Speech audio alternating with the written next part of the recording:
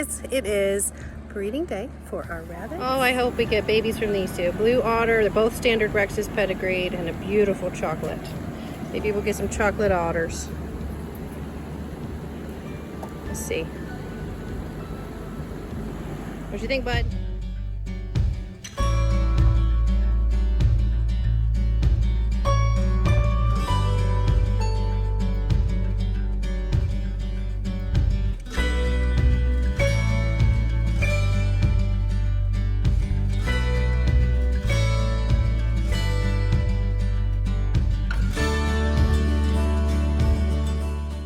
A lot of first-time bucks will do this. I'll just reach in, turn them around, and they figure it out. It's just, this is his first breeding. Actually, it's both of their first breeding. Good morning. This is round 2 for fall rabbit breeding. The weather's a lot cooler. We decided to hold off till the morning because it's about 70 degrees now. It's about 7:30 a.m. and we're usually more successful when the temperatures are cooler for rabbit breeding. So, this is my Finn. He is one of my favorites. He was hand-fed with a bottle and grew up to be a beautiful boy. Extremely sweet and friendly. And this is Bluebell behind him, our other blue Rex rabbit. Hoping to get some beautiful blue babies from these two. So I have them in a neutral cage. Usually you'll put the doe in the buck's cage. Never put the buck in the doe's cage. They're very territorial and can hurt them. I just wanted to go through a couple of things that sometimes where breedings don't work very well. Sometimes the doe will not be it's not a good hormonal day. You can usually check them to see if their vent is more purple. If it's light pink, it's usually not a good day. And you can try again the next day. Sometimes they will try and then the doe will just tuck under, and usually you will not get a successful breeding with that, which is what she's doing right now. But I'll give her a few more minutes, see if we can get anything. And these two are just hanging out.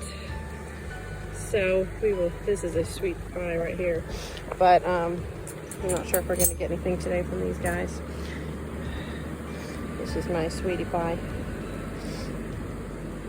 So in this case, if you're not getting much, we'll try again either later that day or even the next morning. So if you are getting a lot of bucks who are wanting to, they're doing a good job, but the does are not receptive, what I use is I'll do a couple of days of dried red clover, like the tea, just some a little bit sprinkled in their food. And today I give everybody apple cider vinegar. That has multiple benefits, not just fertility, but also boost their immune system. And it looks like everybody's gonna need that, and we'll come back in a couple days. So this morning was not as much of a success. We did get our red Rex and our broken fawn doe, and that was successful. But I sprinkled a little red clover in every doe's pellets that I want a breeding from. And I'm gonna come back in 2 days. Today is Saturday. Actually, I'll try again tomorrow. Sometimes it only takes 24 hours with the apple cider vinegar and the red clover. And we'll see you back then. For breeding, number 1, for safety, always put the buck in the doe's cage. Does are very territorial, and I've never had an issue. And if I cannot do that, I use a neutral ground, and I've never had an issue with that. Number 2, temperatures are important. Try to do the coolest time of day as possible, and that's particularly summer and spring. Number 3, if they are hungry, they're not going to breed, so make sure they're fed and happy first. And number 4, supervise. I always supervise the breedings to make sure that nobody gets hurt. If the doe is too aggressive, I pull her out. There's not worth me losing my butt. All right, we had 2 successful breedings this time. We had our beautiful red and this girl here, this doe. And we're gonna have our chinchilla New Zealand and our chinchilla Flemish. Thank you guys for tuning in.